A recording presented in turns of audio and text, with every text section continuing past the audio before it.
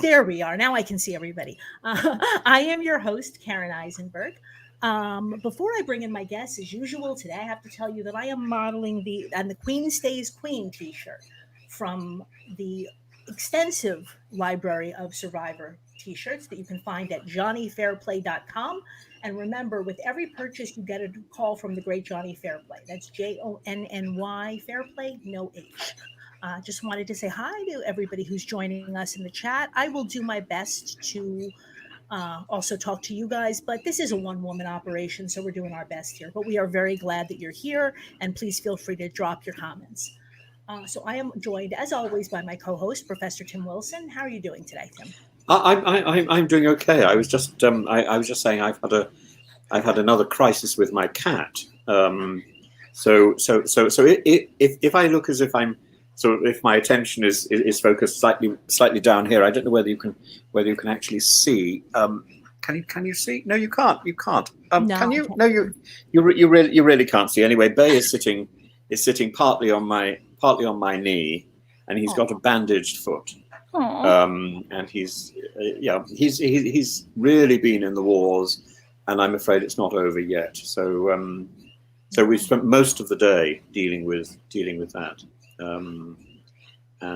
So all very exciting. We send our thoughts and prayers to Bay and to Tim. I mean, this is hard. It's the worst thing about having a pet. It's tough, and my older cat has clearly got dementia. Mm-hmm. And some days she recognizes who I am, and some days she doesn't. You can see it in her eyes, and in a way that's a sort of blessing, because if Bay dies, she's probably not going to notice. Mm-hmm.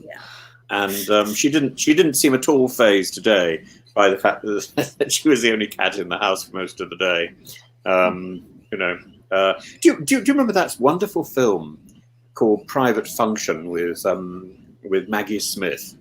And Maggie Smith has got this wonderful mother in the film, also played by a lady called Smith, who sort of almost outperforms Maggie Smith, if that's possible in a film. Mm-hmm. And the conceit was that they were hiding a pig in the bathroom during the Second World War, contraband pig. And the old lady was told that every time somebody comes, she's not allowed to mention the pig. So she was opening the door and saying, "No pig, no." And I feel that's a little bit like my dear old cat. She suddenly gets an obsession, and you can see her going for this obsession again and again, and then she forgets and goes back to sleep, which is lovely. Yeah. Anthony, there we are. Just started a new hashtag here for Baywatch.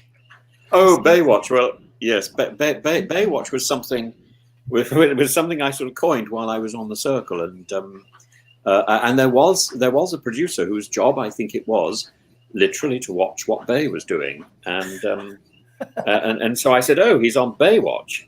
Yeah, I think it was a he. So Bay has gone for a little wander. Anyways, he's gone to stretch his blaster. Mary, we have to. What are we doing? While Bay stretches his legs, let me bring in our guest today, the great Mary Kwiatkowski of the Kowski Cast, right? And you cover brother for RHAP. And what else have I forgotten? What else do you do?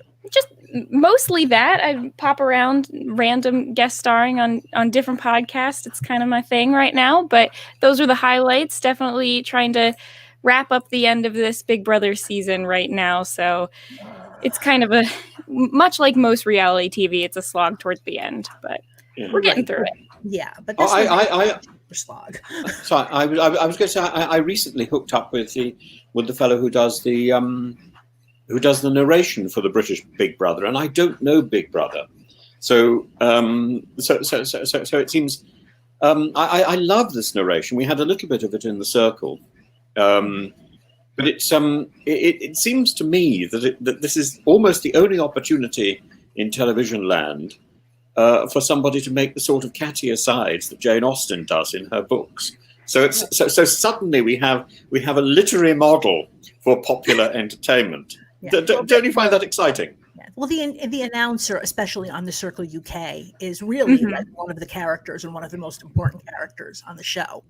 And we have a Yes. little bit of that of Big Brother US, but not as much, and especially this season, there's just nothing fun.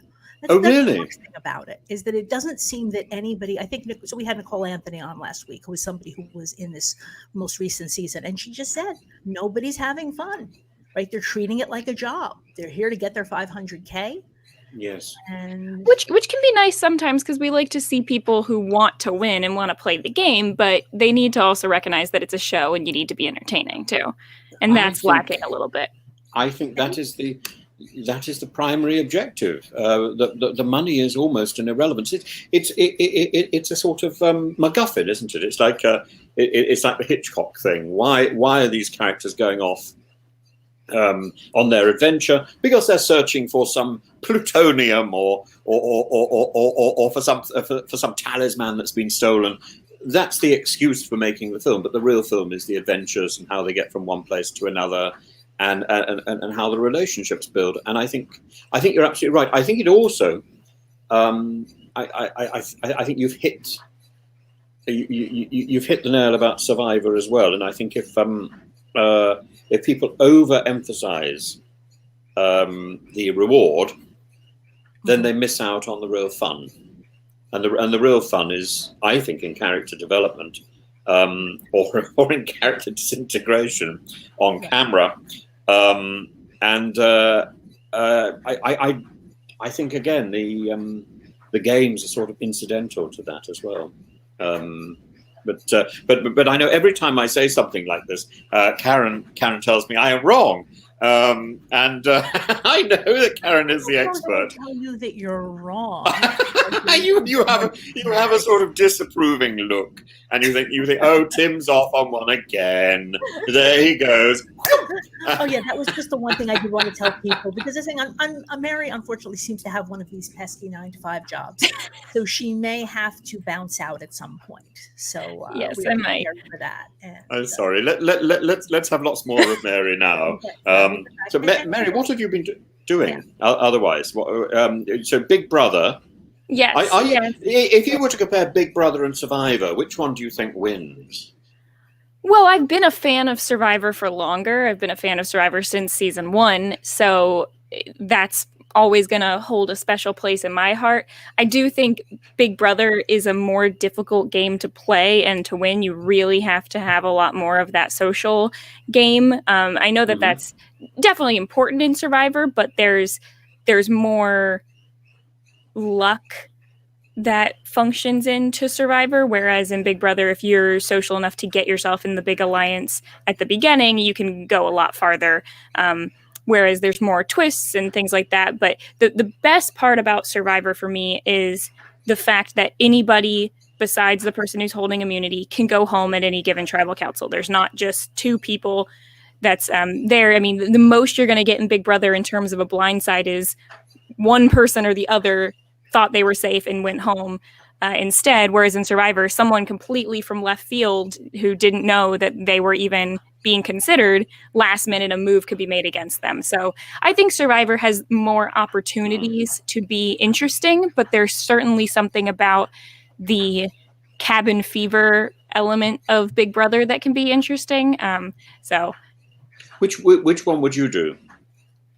If I had the choice between both, I would rather play Survivor, but I also would be perfectly happy playing Big Brother. I mean, I'd love to be on either show. So I think that's tricky. I think for me, if I told you could be on one or the other, but you couldn't win, would you still do it?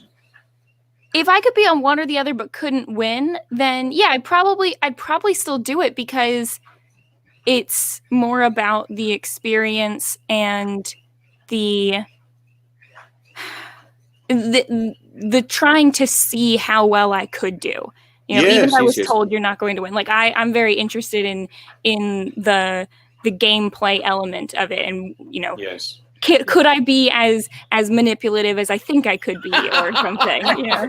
Trying to test that out. What I think is so exciting is if you could be very manipulative, but without any of the other contestants realizing. So it's so it's a sort of, you're playing to the audience. That I think is where these games come into their own. I think it's where the circle came into its own, by the way. So I find it slightly dull when what somebody is saying to the other contestants is exactly what they're saying to the camera, or exactly what we're seeing. That I think is dull. But a little bit of nuanced performance, I think, is always exciting. For sure. You know. So and also where you will have a solution which isn't something that one could have anticipated. So this series I found so much is predictable. But go on. I was just going to say, I think you're absolutely right. I mean, on the one hand, unlike Tim, most people are highly motivated by money. So that one of the reasons that they play is because the chance of winning $500,000 or $1 million. But again, 95% of the people who play, by definition, do not win. Yeah. And so, yeah, I mean, I think you can want both, because again, this is one of the things that Tim and I have discussed and discussed with Johnny. The priority of making good TV versus winning the money. They don't have to be mutually exclusive. Well, I think at the end of series 1, with in the Borneo thing, it came very close to not being good TV, and if subsequent series went in that direction, you have a name for it. I forget what you call it. Pagonging. Where you just pagonging. The pagonging thing is dull TV, but if you know that's going to happen, you can do interesting things around it, and I can see anticipation going here, and the games. So certainly at the moment, the games are looking so much better than they did in series 1, and that holds a certain amount of interest. But it's what you want is surprise, character development. You want to see people emerge before your eyes. You want to see, ideally, you want to see a different character emerge before your eyes, which in fact is the only interesting thing about today's episode. Tina.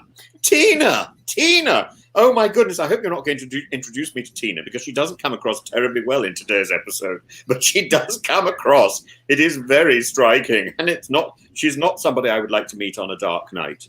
And I'm more than happy to explain that.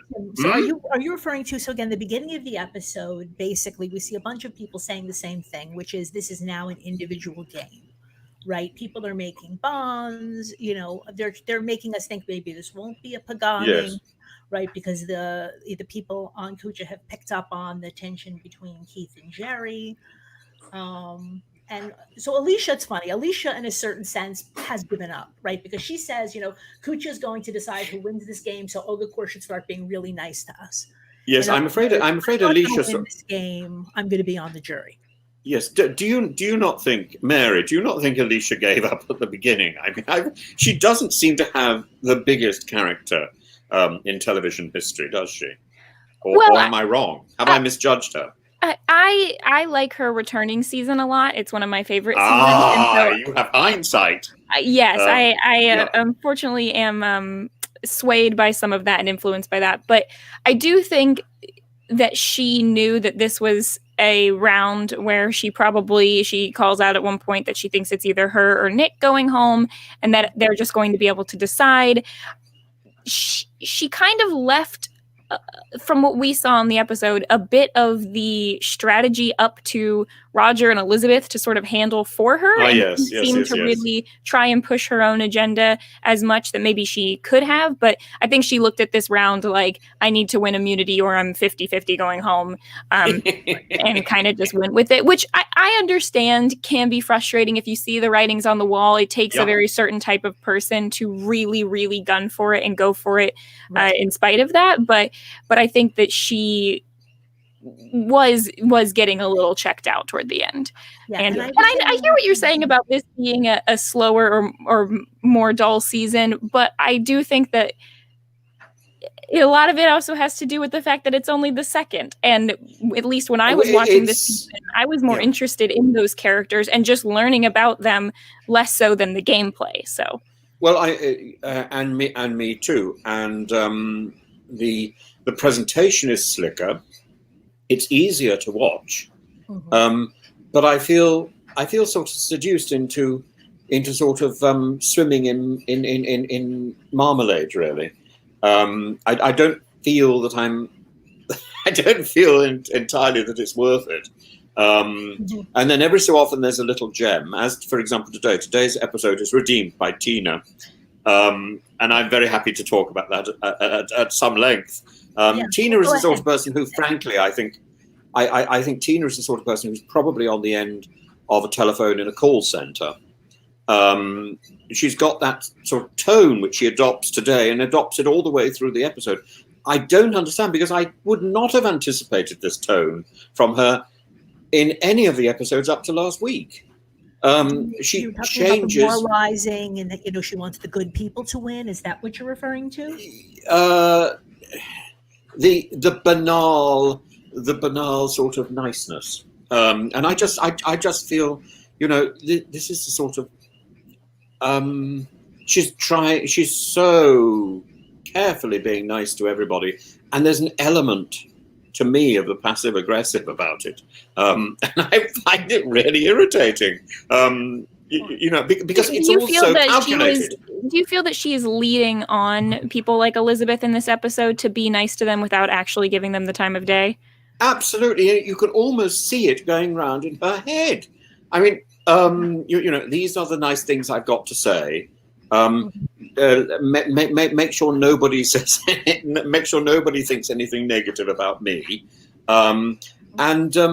It's the most calculated expression of niceness that I have seen. She's just not invested in any of it. I think she would quite happily throw any single one of those people under the bus the moment they turn their back on her. I think that's what I like about her. Is that, you think on the surface she's going to be this, sweet motherly type figure, but she is there to win, and she is playing a calculated game, but hiding it from everyone else. Hiding it? Well, she's not hiding it from me. It was blatantly obvious. I mean, I would have put the phone down immediately.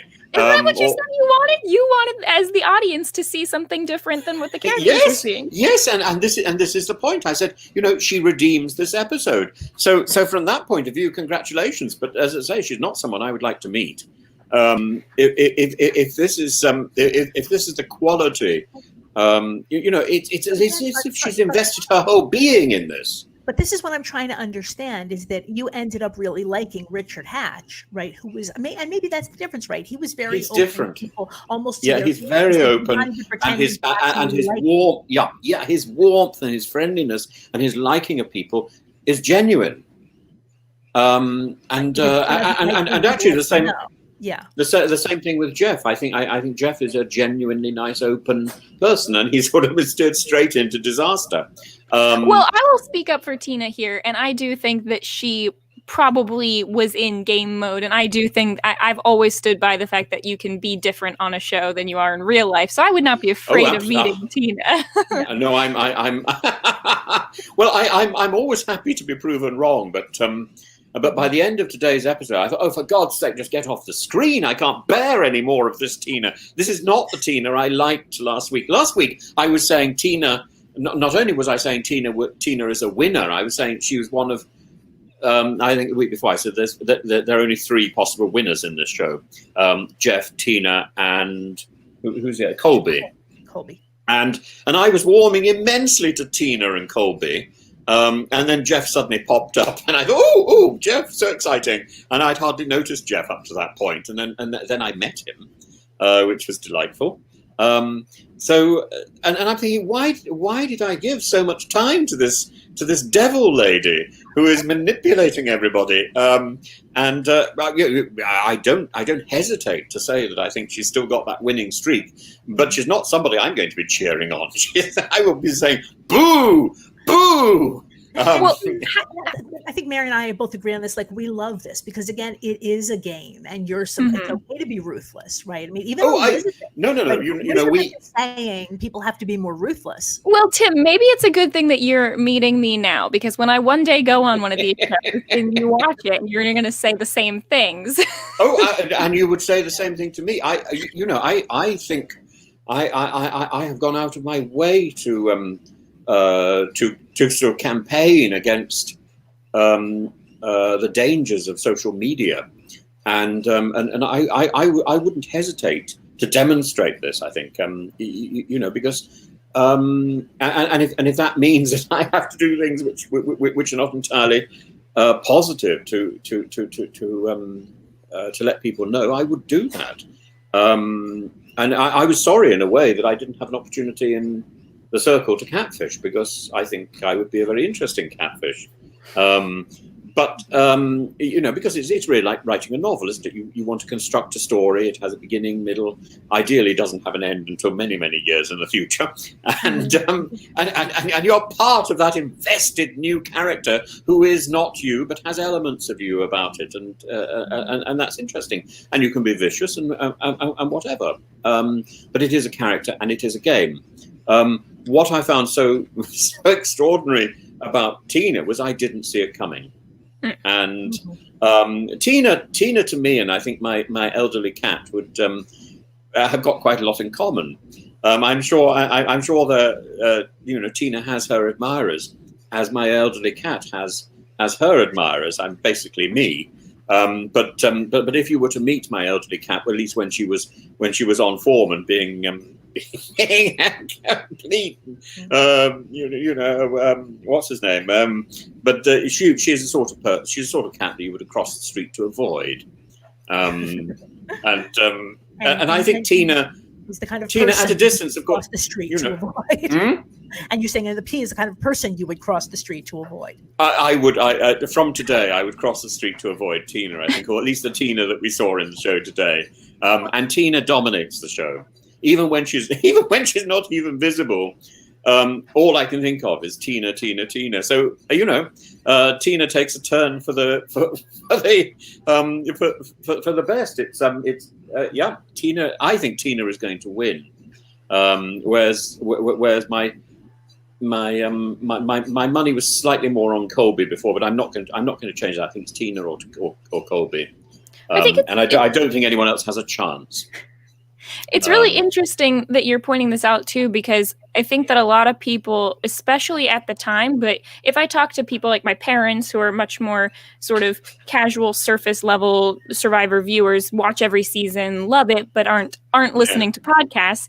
If I ask them and I ask them what they thought about Tina when they watched it, they would say, "Oh, she's a nice lady." Like they don't have, I think a lot of people aren't watching it with the critical eye and being able to pick up some of that manipulation. So it's interesting that you point that out. It's a sort of manipulation that drives me crazy, on the telephone. So if you're dealing with insurance agencies, which I've been dealing with for the last day, this is the key to I thought it was Mary who was going to go, not Karen. Suddenly we have an absence in Karen. But anyway, so I've suddenly got an opportunity to fill the space. I feel. Oh, hello. I feel the important thing when you're dealing with a telephone call, particularly with a person from an organisation, is to find out what their name is. And to find out where they're from and a little bit about them, and develop a rapport. It's what I believe you do if you're talking somebody down from a hostage situation. And I think it's definitely what you should do when you're on the telephone. I think if Tina really wanted to make her game tighter and less obvious, because I wouldn't have fallen for this at all if I were there. I think she needs to be more genuinely interested in the individuals, and they're interesting individuals. I mean, I think Alicia is the least interesting of the group, possibly followed very quickly by Elizabeth. And I don't understand, because they get a lot of screen time, but every time I see them, I have to check who they are. And whereas Roger, he's immediately evident. Tina, immediately evident. These people have huge personalities. Colby has, he has the personality of a goldfish, but he uses every every scale and every eye, every batting eyelid. I mean, he milks. He milks himself to pretty full goldfish, and some of us are very happy to watch him. But yeah. You know, it's like it's like some of the duller bits of Fantasia. But it's fine. He's very watchable, and he knows what he's doing. But he doesn't have the personality that zings out at the camera. I don't know what his subsequent seasons were like, whether or not he acquires personality as he gets older and a little bit more rugged. But I like him. And to be liked on camera is an extraordinary quality. And Tina was likable until this week, and I think, what's happened to her? I mean, maybe they're just showing us more, but we saw even in the very early episodes that Tina did not have a lot of patience with Jerry. I don't mind that. Right. I don't mind that. You see, I think that's most of it. And by the way, I have no patience with Jerry. I don't like Jerry. But it's about who is your audience. And I think at this point, Tina has slightly forgotten that her main audience is the viewing public, and her secondary audience is the people she's stranded on this in this Australian outback with, and suddenly she's trying very hard to be nice to everybody who's around, and she's revealing a hollowness which I didn't think was there. I'm realizing also, because you're not American, are you familiar with the whole kind of archetype of the Southern Belle? No. Well, other than that detestable film, Gone with the Wind, no. Gone with the Wind, doesn't that sound like flatulence, really? And that's really where it belongs. I've sat through that film thinking that there was something of quality in it. There is nothing of quality in it. It's just racist rubbish. Sorry, and not even a very good book. And there's a lot of very poor books which were turned into film. Ben-Hur is a really good example of a really appalling book which was turned into quite a good film. The remake is awful, but Gone with the Wind should have been, really. If people were in the 1930s, if people were really keen on book burning, they could just simply have burnt one book, lots of copies of it, Gone with the Wind, gone up in smoke. That would have done the job perfectly for me and for our literary reputation as English speakers. I think that would have been splendid. Dreadful film.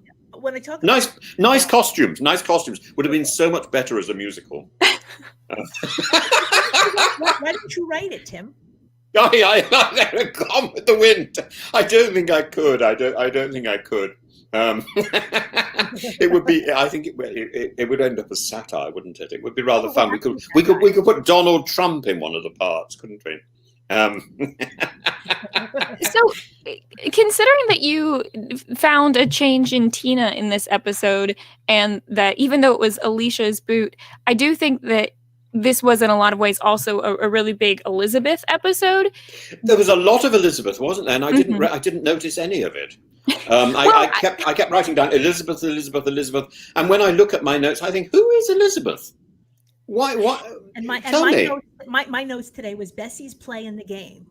Bessie, that's a callback from the future, where in a few episodes where they have, the family interaction, and we learn that her entire family calls her Bessie, which is a name I've only ever associated with cows before. Really? Yeah. Not Queen Elizabeth I. But not Bessie. Good Queen Bess. Yeah, Bessie as a cow, I think would be lovely. I'd love a cow. I think she'd probably be a Frisian, wouldn't she, or a maybe a Jersey cow, little cow with big eyelashes. Yeah, that would work for Elizabeth. Yeah. Yes.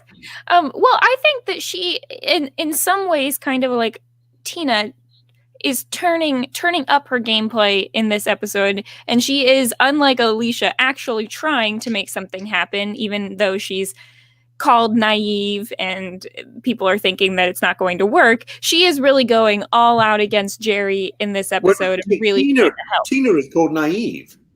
No, Elizabeth. Elizabeth is called naive for believing that Tina would flip with them and help her and Roger and Alicia. Yes. I mean, talk about invisible. Nick is nowhere to be seen, even though he's on this episode. But yeah, I feel like it's at least promising to see that she's trying. You're quite right. I thought Nick had been booted out. I didn't notice Nick at still all. there. Nick's still there. And not only did I not notice him, but I didn't care. And I a few episodes ago, I would have said Nick is my favourite. Clearly not. Clearly not. How fickle I am. In most seasons, there's that one person where you're looking at them and going, casting must have, picked them for a reason. Right, but we just did not see it at all on the show. Nick seems to be a very nice guy, and he's a student at Harvard Law, so we know he must be smart, and we don't see any of it. Can't read a compass. Right. Yeah. Although okay, but I have problems. I have problems with Elizabeth from that point of view. Bessie, let's call her Bessie. Let's give her some character, because I just feel that she's there to sort of reply to people. She's not there to initiate anything. She's there to respond, and that I think is not the right image. Well, but I feel like she is one of the people who did see, and she's not the only one, but she said there is a crack here between Tina/Keith and Jerry. And again, this is the difference between Elizabeth and Roger. They know that they're in trouble, right? They know that they are on the short end of the numbers, but they are still, and they're just, and in terms of playing, she's giving us plot. That's what she's good for. She's a plot. She's a plot explainer. Great. Well, when you look at the four people who are left from Kucha at this point, with Nick, Alicia, Roger, and Elizabeth, Roger and Elizabeth at least have a plan. Roger's plan is, I'm going to keep fishing and hope that people just like me enough to want to keep me around and start taking out some of their own people. And Elizabeth's plan is, no, let's try to actually get some people on our side and play the game.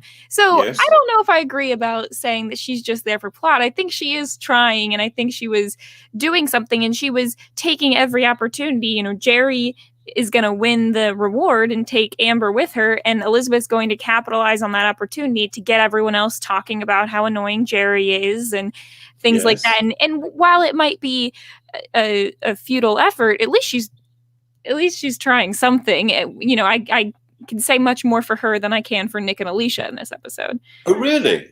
Yeah. See, I thought Alicia. I was going to say. I thought Alicia was beginning to come.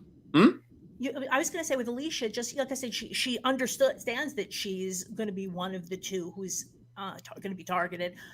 Throw something at the wall, make something up. Yes, absolutely. And you're saying yes. I would think you would be horrified at that, right? Why? Look! There's a pig flying across the sky. I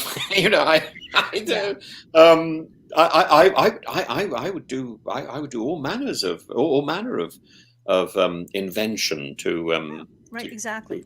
And keep even going. though it normally doesn't work, we like to see people try, and that is what Elizabeth is doing. And again, is it a little bit transparent? Maybe. Although I do think the relationship between Elizabeth and Tina, there might be some actual affection there, because I do think that Elizabeth is kind of Tina minus 20 years. I think.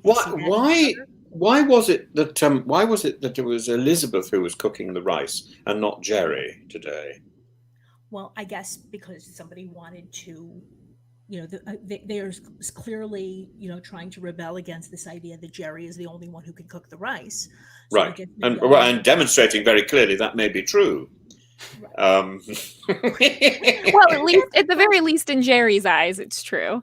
Right. But I think it's not a matter of eyes but mouths. In my mouth, that rice would have been horrible. It was like something that had already been eaten. Pre-digested rice. Would anybody like some pre-digested rice? I was thinking about that, but like with mushy rice, like when you make rice pudding, I guess it depends on what you want. Oh, right? Why would you want to make rice pudding? Oh, you know, like rice pudding? Okay. I just think it looks like yesterday's vomit. Really, it's not an attractive thing. And I remember we used to have it so often at school. Have you had British puddings? That's so extraordinary. There's a thing called Spotty Dick as well, which I quite liked. That's with raisins, right? With raisins, yes. But the thing which I really loved was banana custard. Do you have that in the States?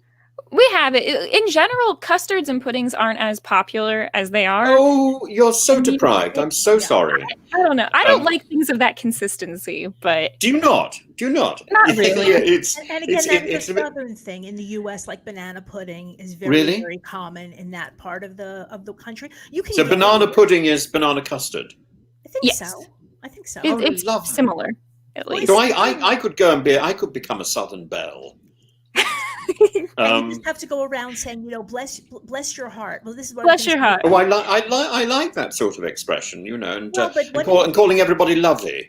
Okay, but my point is that when somebody like Tina says bless your heart, what she really means is please go F yourself. Right? Mm-hmm. You just have to be able to read behind the lines. Yes. Oh no, because when people in Britain say, "Oh bless you," I think that's genuine, and I quite like it. And when somebody calls me lovey, I like that as well. You can do that endlessly. A lot of the Southern sort of kindly phrases are more so like poor them, they're so clueless, let's pity them. So it's all disingenuous. It's all fake. Some of it, yes. Yeah. Oh. Are you sure you're not taking a sort of northern view? Half my family's from Texas, so I. Yeah. Actually, I do have another angle into this, which would be Auntie Mame, which is a book I rather like. But she's from the north who goes down to the south, and she conquers the south and runs away with her husband. Right. Right. But I'm realizing also, I'm looking at my notes, and you're right. So Jerry and Amber. So again, we had the reward challenge. It was a boomerang toss. Not great TV, but they were in Australia. Fine. Oh, I liked it. No, I think you're wrong. I think it was lovely TV. I loved the aerial shots and the bullseye on the sand. I thought that was great, and I love the point where, who was it? Was it? Who was it who almost got there? Well, Amber was the closest. Amber was close. Roger also did a pretty good throw, but then his slip. And then thinking they had to measure, and it was a matter of inches. Yeah, that was Amber. My favorite was when Colby threw it, and he almost hit Keith, who was standing off to the side. Yes. Wasn't that great? Wasn't great? Did you notice very early in the episode? I think they'd got something out of order, because they had the boomerang with the questions in the foreground, and we hadn't discovered the boomerang at that point. And I didn't make a note because I oh, how interesting! What an interesting boomerang! We talked about this. I don't mind so much if they rearrange things temporally to make a story that's easier to follow, as long as they are not really doing a 180 on what actually happened. Mm-hmm. Yes, it's true. It's true. Also, you've said this with some of the editing, that this really happened before that. Have you seen Christopher Nolan's latest film, Tenet? No. Not yet. I want to, though. No, one of my students wanted me to watch it for a lesson. I thought, okay, anything for a student, and I thought, how interesting, because that's all about messing around with time, and I, but that's the point. When we mess around with time, we tend to call people out for it. And that wonderful thing. The French have got an expression for it. L'escalier, l'esprit d'escalier, the spirit of the stairs. Because if you were in a French salon, that would be on the first floor, the sort of floor above the bottom floor. So you go up the staircase to the French salon, where you would be glittering and wonderful in your conversation, and then when you leave the salon and you're going down the stairs, down towards the front door to leave, it suddenly hits you. Oh my goodness! I wish I had said that, and that's the l'esprit d'escalier. So many of us would love to re-edit our lives, to put those bon mots in the right place, where they could be appreciated. And, with television, you can. But I still think it's fake. I suppose, yeah. I think editing on these shows is very interesting, because that's a job that I would always be interested in having, of being able to look at all of the footage and then coming up with the story and presenting it that way. And I do think sometimes you hear, of course, from everyone and you've talked to many of the players from this season, that they have, they should have included this, or you didn't get to see the real picture, or they made it seem like I was a loner, but I did have friends and alliances. So they have to they have to do that to make a clear picture, of course. Yes, but and people are ciphers, aren't they? Really, right. Yeah. But one thing, back to the boomerang part that I did like from this is, we talk nowadays about how they have, because there's so many other twists and strategy elements and things like that, they don't always have a reward challenge, or even or show it on TV at the very least. And some of that has to do with the fact that a lot of the challenges now are these really long, drawn out obstacle courses with a puzzle and that kind of thing. But I like that this one was a pretty quick, simple, we're just going to throw the boomerang once. It's not best 2 out of 3 or anything. And that's the kind of challenge, if they wanted to bring reward challenges back in, do something short and sweet like this. Short and sweet, but it covered so many things, because it was also a tribute to the place where they were. It was a tribute to Australia. I just thought, I'm really impressed by the challenges that they're doing at the moment. In a way that I wasn't so much with Borneo. I love the boomerang challenge, and I love the challenge with the string and the little post, which is coming up.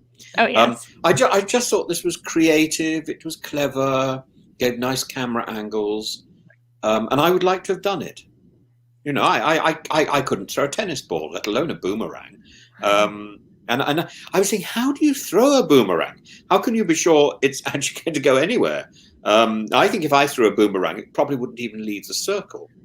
Yeah, I think mine, I would just throw it straight down. And yes, exactly. How can you be sure that wasn't that? You know, if the idea was that it's the closest one to the center pole, why didn't you just throw it on the ground?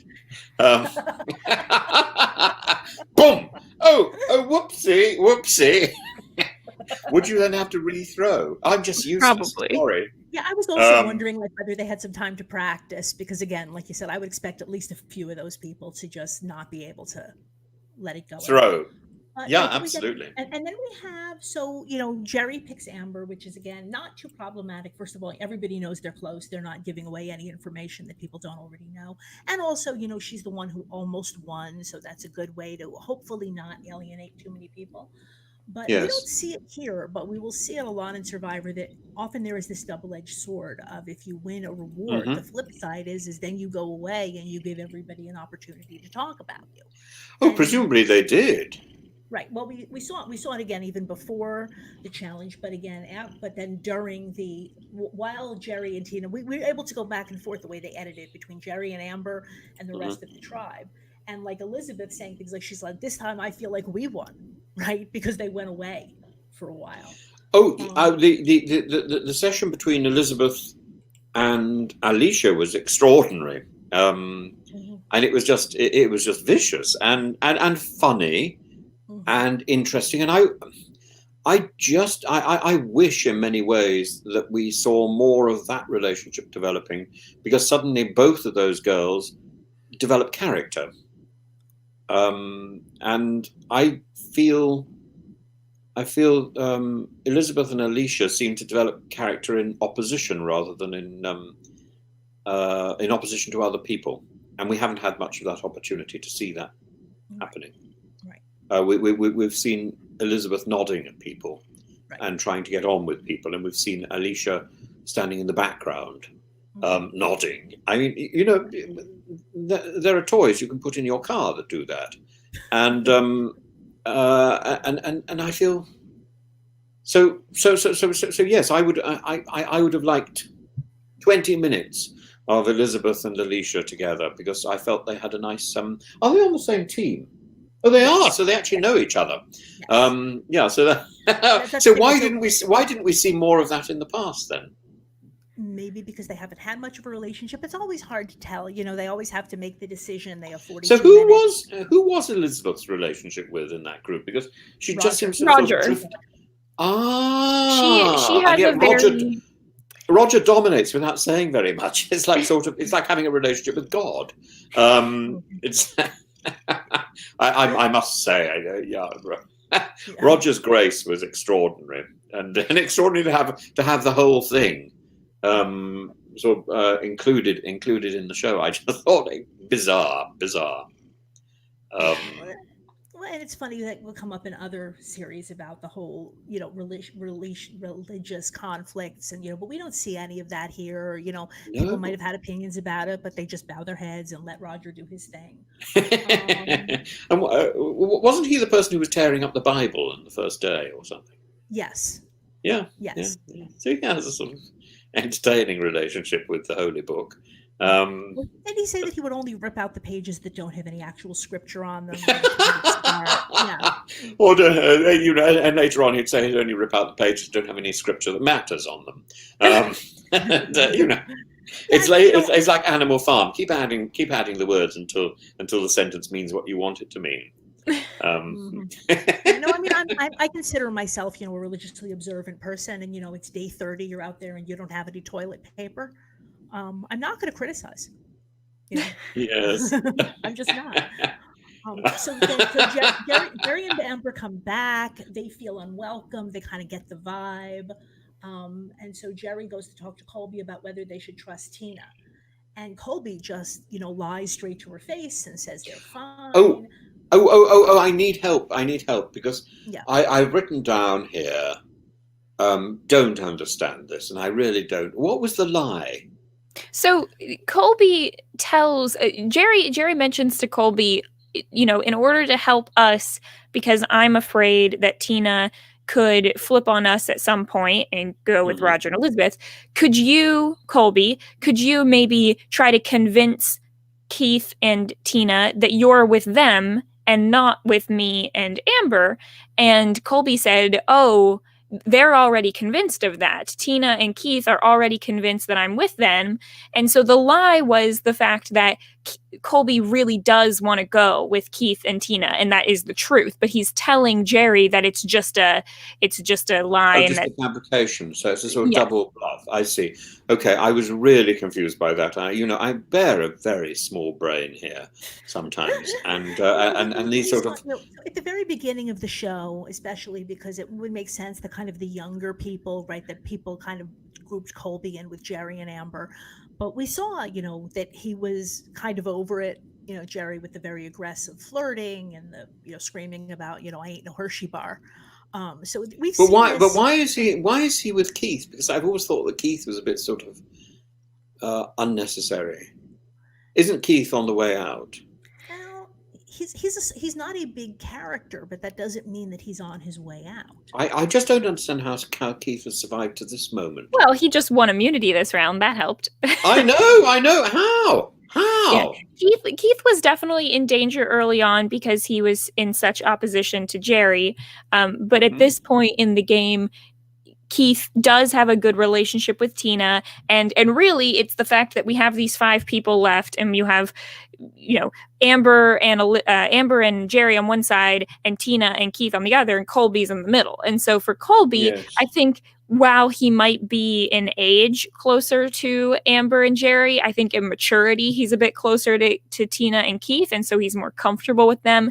He probably finds them to be a little bit more I don't know if level-headed is the right word, but when you have someone who's manipulative like Tina, but you don't realize it, and then you have someone like Jerry who's very outwardly rude and manipulative. I mean, you hear Colby say in this scene that he doesn't want Jerry to win. He doesn't think she deserves it. And wasn't that extraordinary? Yes. Yes, he doesn't because of the way that she's behaved around other people and the way she's treated them. So I think Colby is also someone who maybe it's not as clear unless you know more about him, but he is very, very much aware of his the way that he's trying to come across to the audience. He really wants to be a good guy, a classic American hero cowboy type. And so he is. And I think he knows that he doesn't want to be seen as approving of Jerry. He doesn't want to stick with Jerry for that reason. And so when you are looking at Jerry, and unfortunately Amber's just associated with her. not really to any fault of I hers. think it's also, and the other factor, which is, besides his image and all that, it's also clear that Jerry, has been getting on his nerves almost since the beginning. Yes. Well, she would, but a nice eye candy at the beginning with the two of them in the water. But yes. dull thereafter. Again, we go back to our image of fish, don't we? And I was terribly impressed with Roger's fishing, by the way. It was one after the other, boom, boom, boom. Mm-hmm. And yet, why is everybody still only eating rice? Doesn't make sense. Maybe he was out there for 8 hours and they just made it seem like it was in the span of a couple minutes. It looked faintly biblical. I mean, the number of fish that were popping out of into the bucket. Just jumping in. Boom, boom, boom. Yeah. The miracle catch of 3 fish. Oh, we did see them eating a little bit of fish, didn't we? Actually, yes, and spaghetti. The spaghetti just looked disgusting, really. I mean, if that's your spaghetti, count me out. Yeah, I have to say that as a child, that was my lunch every day, probably for years, was a can of SpaghettiOs. Oh, Karen. And I don't even understand how that happened. I had never had SpaghettiOs until about 2 or 3 weeks ago, and I got them at the store because they were Star Wars themed, and I thought that sounded fun. So I tried reasonable. them. And they're not that, they weren't, I was pleasantly surprised. I wouldn't eat them all the time, but here you can get these things with the spaghetti, and I think you can also get sausages in them in tomato sauce. So if you had Star Wars spaghetti, was the sausage a sort of lightsaber?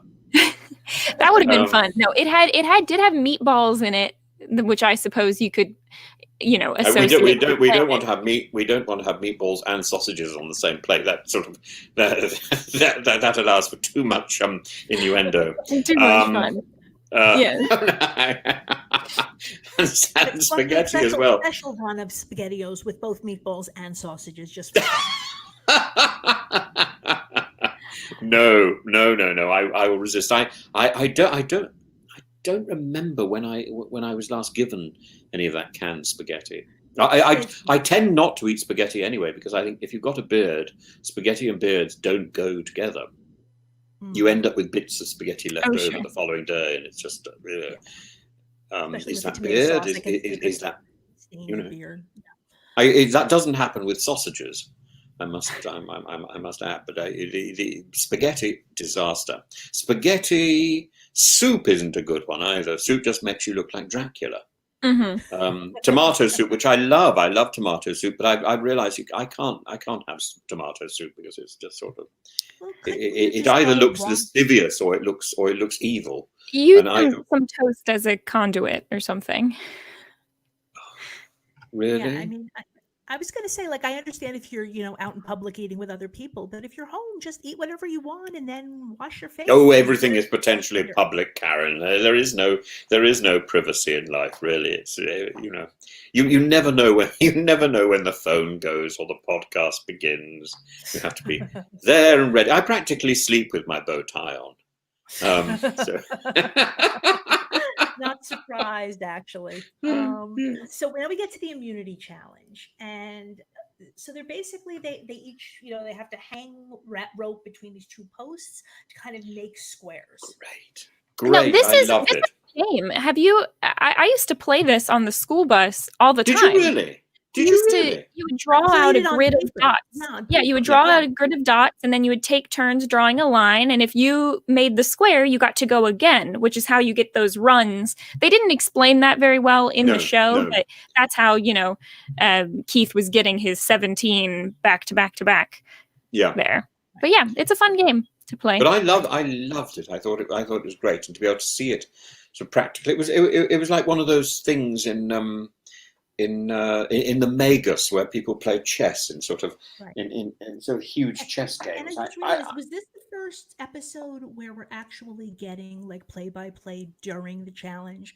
Because at least in Borneo and even a few challenges in the beginning of Australian Outback, they were just kind of, there'd be music or whatever, and we see Kucha trailing and Overcore leading, but there was no actual like I said, calling like a sportscaster, and we did Right. get There this was a now. bit more commentary in this one.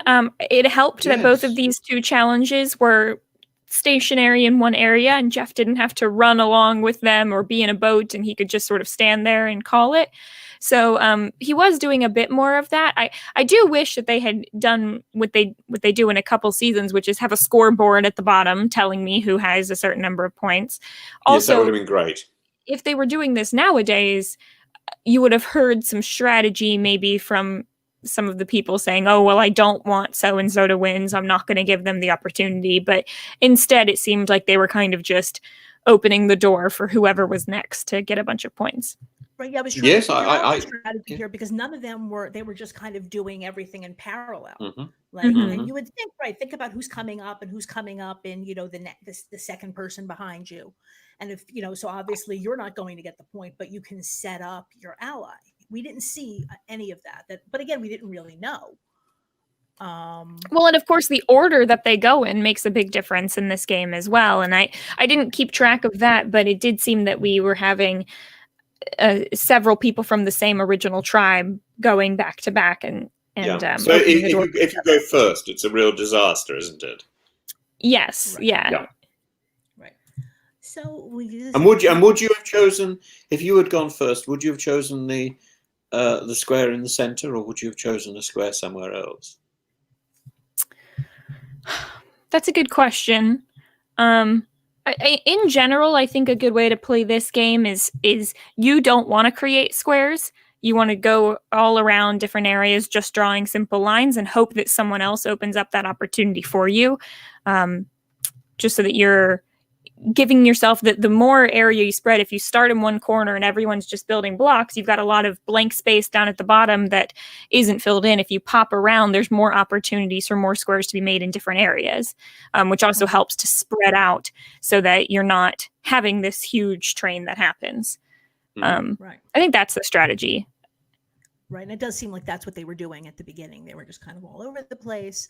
So when you start, you're only allowed to use one string. Yes. Yes. Yeah. And then if so you close the square, then you get to go again. Right. Okay. So you never want to be the person to put a third line on a square. You don't want to be that person, because then you just open it up for someone else to close it. Yes. Again, So how do you unless stop that? the person behind you is an ally and you don't have a problem with them winning. Right. The way you stop that is just looking around the board and choosing, at the very least, if you're going to make a square, that it has the fewest opportunities, I guess, to fill in. You never want someone to close your square and then be able to go on a run. So that's really the goal. Right, that's the real issue. It's not that they get one square. If they end up with 10 or 15 or 17 squares, then you have a problem. So Keith wins again. It is interesting. If you had asked me, after the merge, they're going to the same person's going to win the first two immunity challenges, I think everybody would have said Colby, right? But Keith is still there, and there will be these characters in Survivor, like you said. Once you get through the early game, then nobody is going to ever look and say, Keith is the biggest threat in this cast. Right.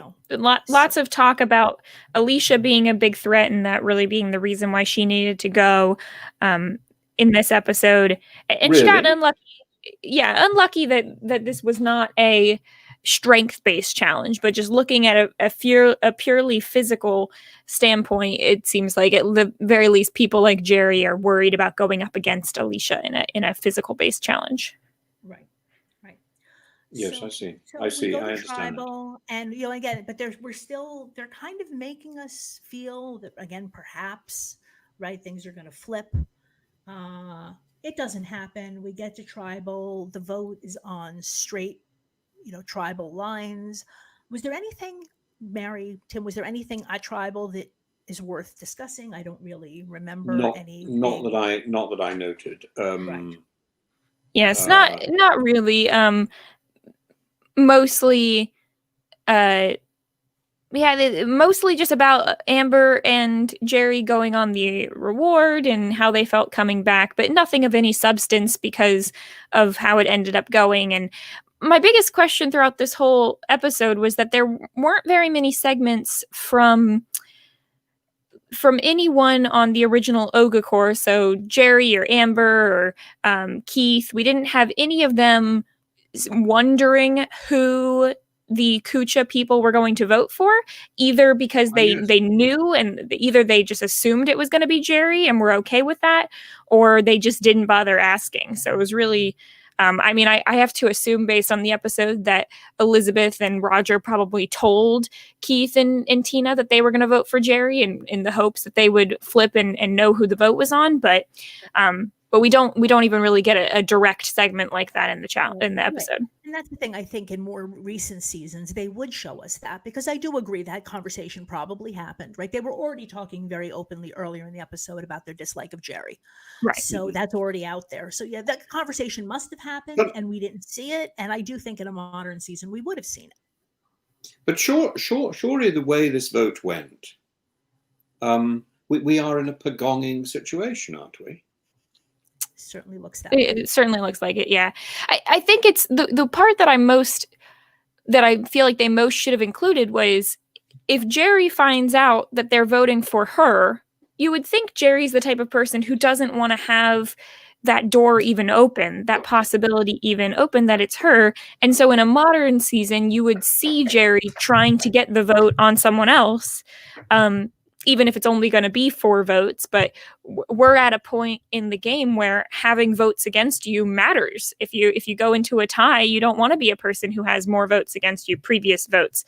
So yes, of course. So you would think that Jerry would have been concerned about that, and she either just didn't try to get the vote anywhere else. And that's why really paranoid players in modern seasons will hear that the opposing alliance is voting for them, and they might jump ship and join the opposing alliance just to make sure there's not going to be 4 votes on them. So right, that kind of thing does happen, but not in season 2, or at least not that they're showing us. Right, they're still trying to figure this out, and so it makes sense that there was an approach made. It makes sense that Core decided, rather than make good TV, we just want to all be here tomorrow. So we get to say goodbye to Alicia. And as Mary always said, yes, Alicia does come back for All Stars, where she has slightly better TV. Slightly, yes. Slightly. I like Alicia. I think she's underrated and doesn't get as much screen time as she's deserved. But she does come back with a bit more fire in the next season. Even if it is against Rob. She's a trainer, isn't she? Yeah, I believe so. Yeah, she's a personal. Or does she do something else now? She's a personal trainer. I don't know about now. Yeah, I didn't even look her up. I mean, I hate to say it, I'm sure she's a lovely person, but there's some of these people where I'm really curious about, what they're doing now, and then there are others that I don't have that curiosity, and I guess Alicia's one of them. Yeah, you see, Elizabeth and Amber, I have no notes about what they do at all. Well, with Amber, this is not the first episode, and it probably won't be the last episode where Amber is just kind of there. She's Jerry's sidekick. Yeah, absolutely. She's Jerry's sidekick. Exactly. She's really quiet in this season. I also like her a lot more in her returning season. I'm so pleased she has a future. She does. She has a much more present future in her next few seasons. Really? But yes. I'm not saying she's going to turn into a huge Survivor character. No, but she at least is more important to the story in other seasons. Good. So, but I like her. I mean, I like her. I really, really like her on The Amazing Race, when she's on The Amazing Race too. That's one of my favorites. She's done multiple shows. Yes. Now, the issue with Amber also is, I'm wondering, and again, we don't get to see this, but is Amber tuned in enough to understand? She must be, right? That nobody likes Jerry. And so if I were Amber, I would be kind of, not openly, but starting to make my own relationships and make it clear to the Kocha people that I am willing to flip on Jerry. I think that's what I would have done. And if I were Amber too, it seems like she would have more in common with Elizabeth or even Alicia. And I think some of it is, you have to remember, Amber is very young. I think she's like 21 or so in this season. She's very young. And is already locked in as Jerry's sidekick and has the numbers and doesn't really have a whole lot of reason to worry about being the next person voted out unless something changes. So she's not really in this season going to be a huge gamer at this point. So I'm curious to know why she wasn't thinking that way, but I think she likes having a more dominant player to kind of work with and look up to.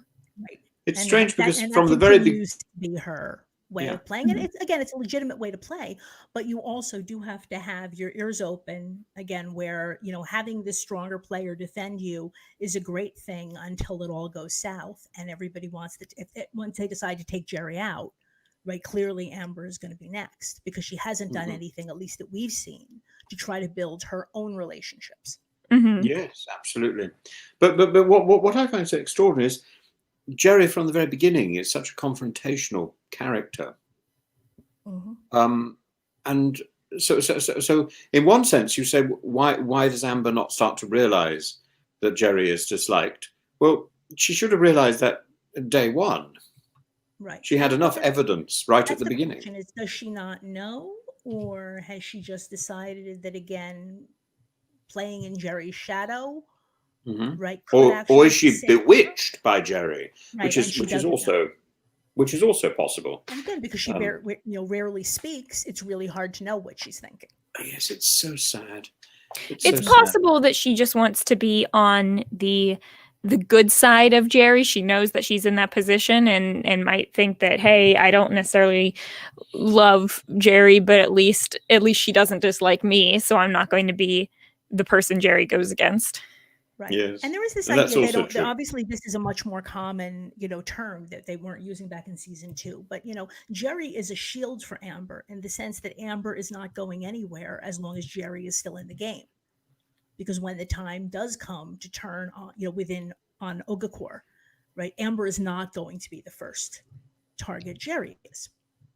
Right. Yeah. Right. There's that. And I mean, in modern day, it would also be a consideration that if Amber could make it to the end with Jerry, chances are people like Amber more than her. I don't think that this was really something in the zeitgeist of the game at this moment, but at least looking at it from modern lens, that would be the case. Who would you have gotten rid of this week, Mary? Well, I guess it depends which tribe I'm on and how I would feel.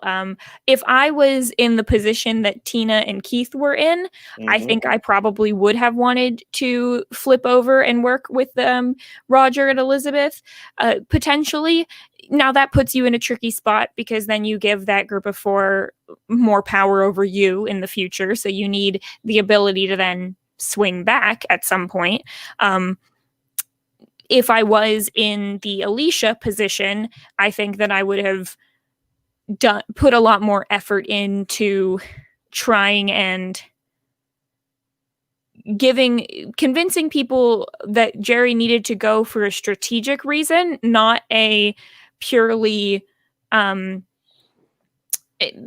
emotional one of, oh, she's mean or she's annoying or something like that. I think I would have tried to. People have been saying she's annoying from the beginning, but there's nothing new there. She won the reward here. Jerry does have some prowess with weaponry and is able to excel at some of those types of challenges. So maybe pointing that out and looking at, yes, I'm Alicia. I have huge muscles. I'm strong, but Jerry's very smart, and we need to be thinking about that. So that's, I think at this time that might have been more where I was looking, but it's really tricky because this being so early on and having season 1 have just happened with the pagonging, it's hard to tell the group who's in the 5-person alliance to do anything other than stay in that alliance when it's proven to work in the previous season. Yeah, I was going to say it is dangerous, right? Even if you're making, like, let's say you are Tina / Keith / Colby, who seem to be working together at this point as a unit of 3. And it's clear that all 3 of them as people really would like Jerry to go. And they think that they can work with Roger and Elizabeth. But if you do vote Jerry out, you do go back to it's for Kucha, it's for Ogakor. and that is a much more dangerous place for the Ogacore people to be than it is to make it 5-3. Yeah, isn't it interesting? They're still using the old team names as well when they're talking. Yes. Yeah. I think what would be more fun would have been to grab a couple people from both of the original groups and create a new group together and say, let's take out everyone else. Try and build up. But how at would this you do early that? game, there's no reason to. Well, I mean, you could have Tina and Keith say, hey, Roger and Elizabeth, let's work together. We'll vote out Jerry this time, but next time we need to vote out Nick or Alicia or something. And hope that you can have the upper hand on Roger and Elizabeth. The problem is, with this particular cast, I don't think anyone wants to go to the end with Roger and Elizabeth because they're such nice people. They might win. I don't think that there's any reason for Tina and Keith to... It's good to have Roger and Elizabeth on your side in case they win immunity and need to take out someone else. But it's not really of any benefit to them to backstab Colby and Amber and Jerry when they're in that comfortable position right now. And so the game has not evolved enough to really present people with the reason to use these other types of strategies. The main difference and the main thing that's evolved from last season to this season is, okay, we're going to make alliances right off the start, and that's not going to be a dirty word. It's going to be part of the game.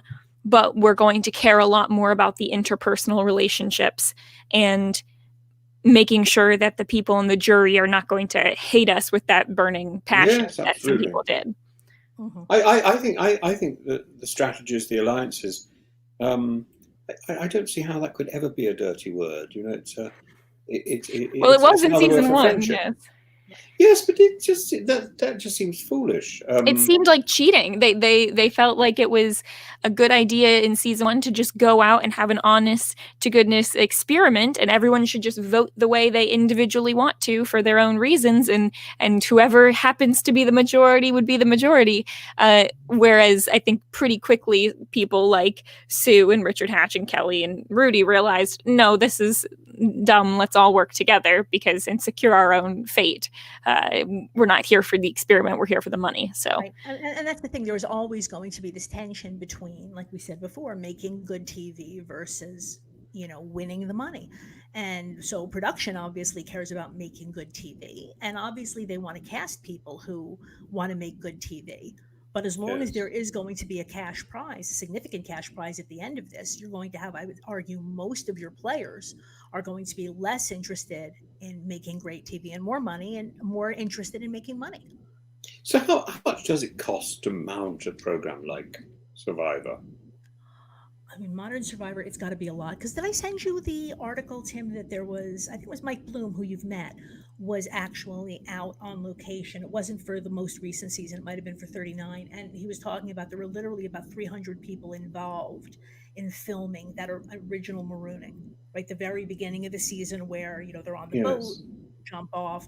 It is a huge, huge operation now. Yeah, it's expensive, but modern day Survivor also has streamlined. It's streamlined. It's very efficient at this point, where they have, since they're using the same location and the same people over and over. I mean, the reason we have a lot of very similar challenges that happen over and over is because they just save the parts from the challenges in new builds and can take them apart and put them back together. And it was a bit more tricky when they were going to different locations, but as a viewer, obviously being able to have the Australian Outback season that has elements of Australia built into the tribe names and the challenges and the camp and the setup is very intriguing from that standpoint. So it's a shame that they stopped doing that, but knowing that if they wanted to keep it going, that they might need to streamline it. If that's the only reason that we can have Survivor, then I'll take it. Right. And my understanding is that even with the huge crew and all of that and these ridiculous obstacle course builds that I wish they would do fewer of, like you said, and just making these simpler challenges that can be a lot more interesting to watch, it's still, my understanding is, the cheapest way by far to make an hour of primetime TV. Yes. Right. Yeah. Oh, Mary, tell me about the thing behind you. Oh, this. Because I Yeah, think there's a Star Wars element, but what is it? Is it a jigsaw? Or is it a? it's just a piece of fabric that I got at the store that I hang up to. There's lots of fabric back here of different various colors, and I shift them around just depending on my mood or the podcast. I like this one, and this is Star Wars 1, isn't it, or A New Beginning, or New Hope? A New Hope. Yep. With the boy, I can't remember his name now. Who's Luke, now not a boy, yes. Luke Skywalker. Yes, I remember seeing that film, which I suppose dates me, doesn't it? Yeah, I remember seeing it in the theater. Yeah, I do. It was so exciting. It's so exciting. Yes, I was about the same sort of age, really. Feel the force. Wonderful, wonderful. Yeah, I have to pull out my Alec Guinness impression. These are not the droids you want. Yeah. I like to mix it up and have different things behind me. I don't have and based on where my desk is, I can't put my bookshelves behind me. That would be nice. What would be your favorite film of all time? Is it Star Wars? No, my favorite film of all time. Oh, that's really hard. Say that's rather sadly. No, tell me. Yeah, tell me. Because I feel like there's a intensity and a judgment associated with whatever answer comes out of your mouth, right? Because people want to choose something that's impressive in some way. Especially, I really like film. For entertainment purposes, probably you were talking about Nolan earlier. I really like Inception, which came out in my goodness. 2010. I was thinking about that the other day. Isn't it great?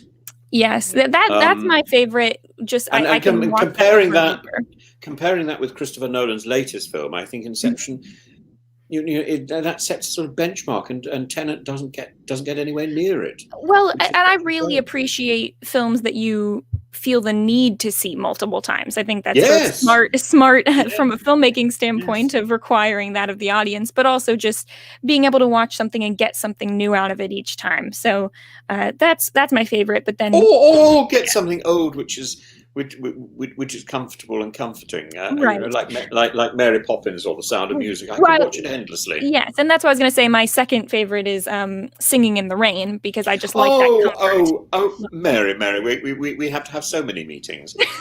Singing in the Rain is one of the. I think it is one of the great films. The talent involved is just apparent. The whole sequence of Good Morning and the ending on the sofa is just spectacular. It's beautiful. And being able to just have the camera position and you can see the full dance and they're not trying to cut around. They know they have the talent there and that's going to be entertaining enough. Isn't that so good? And the following the dancer where the camera suddenly becomes a character. Mm-hmm. It sets up so much for modern television. We could relook at Survivor in terms of the MGM musical, and it would tell us a great deal, I think. Jeff realizing his own Fred Astaire, I think. He does have a Fred Astaire quality. It's a great shame he doesn't move, but in a sort of in a static image. Yeah, there's an element of the debonair about him. I'm sure he would be very glad to hear you say that. Well, I was going to give him a noun as well, and I would have thought probably his sort of debonair shit is probably the thing. I don't think he comes across as a very nice person, and the more I learn, the less I like him. But debonair, definitely debonair. But you liked him when you met, though. I mean, that's what you're referring to Jeff, right? Or am I confused? Oh no, I'm referring to Probst. Oh, okay. Yes. Oh no, not Jeff. Jeff, I liked Jeff. Yeah, and I think Jeff has been hard done by. Probst is called Jeff, isn't he? Yes. Yes. Although many of us in the Survivor community do just call him Probst because have been a bunch of players. I just find he's got so many consonants I get confused. So I prefer Jeff. But there I understand. Yes, there is a there is a little bit of a. How many people are called Jeff? I can count the Jeffs I know on a hand. It's a very common name in America. Maybe it's less. Is it common really? It's less Jeff common. and Jeffrey, for sure. Oh my goodness! How did this happen? And they're all spelled so oddly. I would always spell Jeff with a G. With a G. And, Well, that is. I feel like all of the English Jeffs that I know are with a G. Yeah, I've got a few Jeff friends, but in fact, I did have a Jeffrey friend with a J. But I think he might have been American or Welsh, which probably is much the same sort of thing. It's off in the East anyway, isn't it? Do you know there's a wonderful little choral piece by Benjamin Britten, and it's a setting of a mad poet called Smart, and in the middle of it, I will consider my cat Jeffrey, and he is a great cat of great personal valor. Cat chases female mouse. Male mouse will not depart without threatening and daring.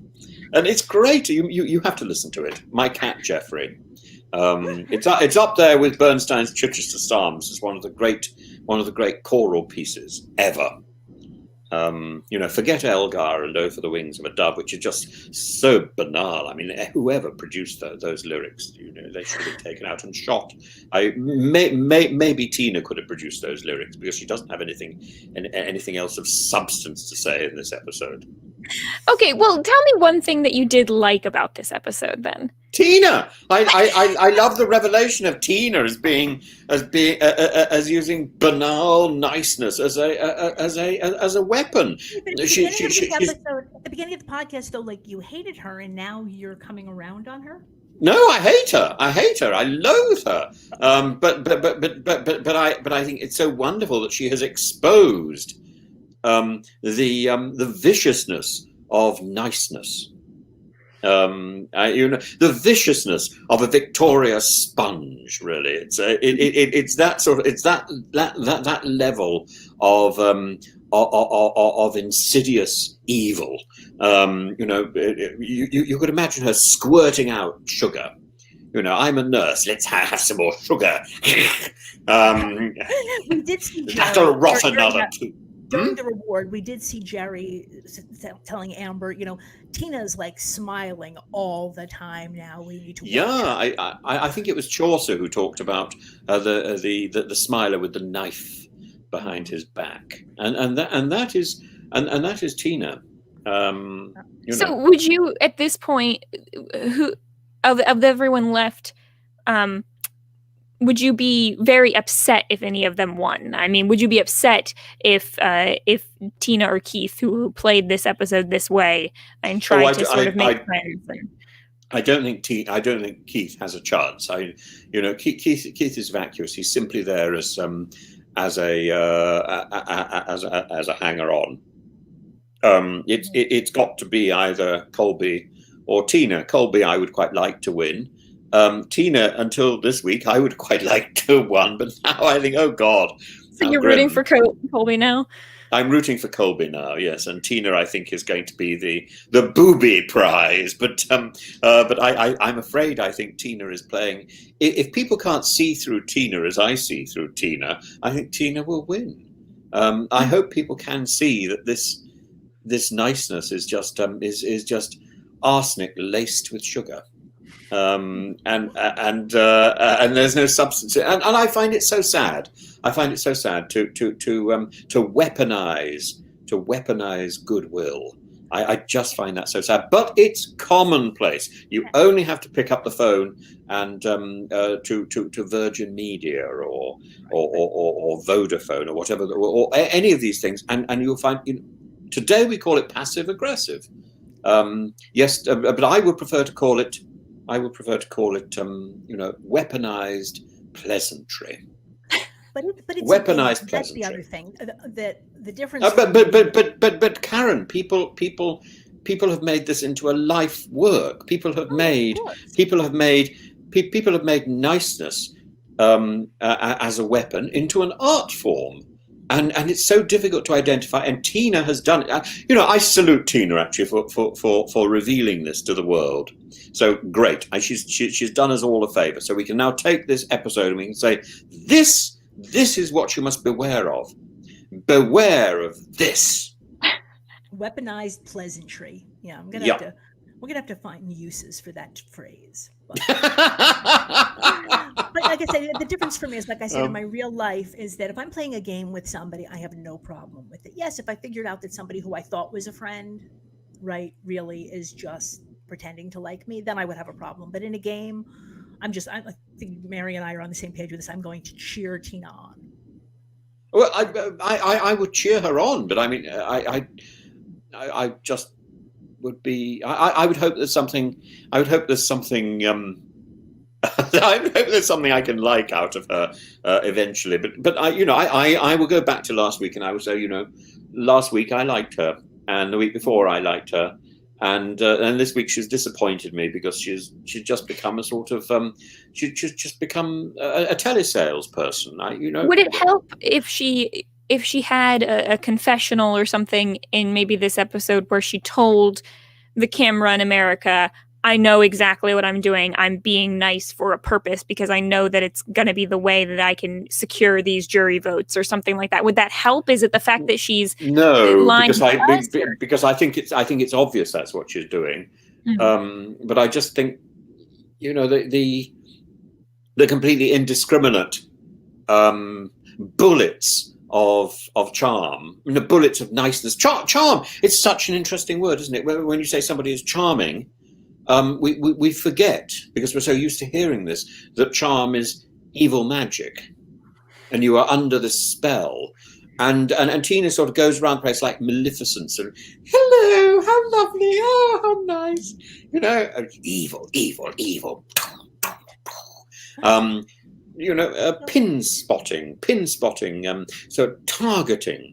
I'm just wondering what she could do to try and still win the game that would please you as a viewer if you're upset by the way she's playing here. No, I'm not upset by the way she's playing. I'm upset with her.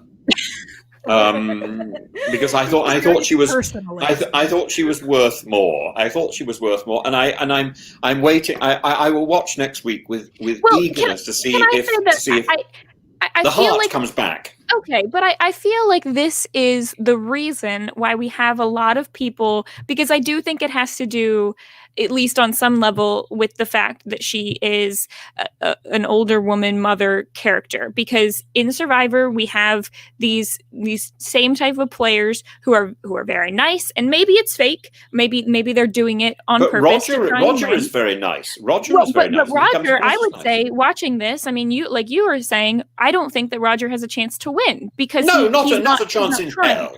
Right. So but you have these players that are in this Tina archetype who get accused at the end a lot of times for playing dirty. Oh, you made me think that you liked me when really you're supposed to be this sweet, nice person. But you and they get that a lot, and then they won't win because they're being held to a different standard. Whereas you're saying with Tina, you want her to be genuinely nice. You're upset with her. You're taking it out of the gameplay, and you're looking just at. I would like the gender character. I would like the genuine character to come across to the audience. I don't think, by the way, Dr. Kat says gender bias. I don't think this is gender bias. I think this could be anybody who's doing this.